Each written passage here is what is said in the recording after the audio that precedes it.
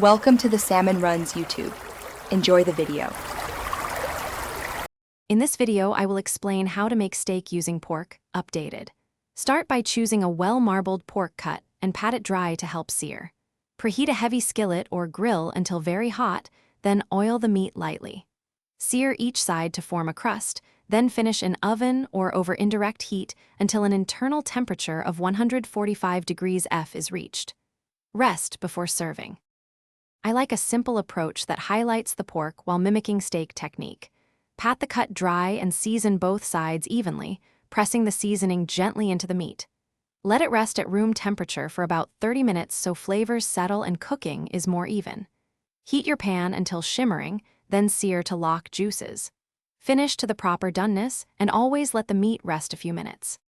If you are finding this video helpful, please subscribe and like to support us and get more recipes. Quick recommendation. On another note, when you take care of simple comforts, life improves, so try Darn Tough Socks with a lifetime warranty for dependable comfort while you cook.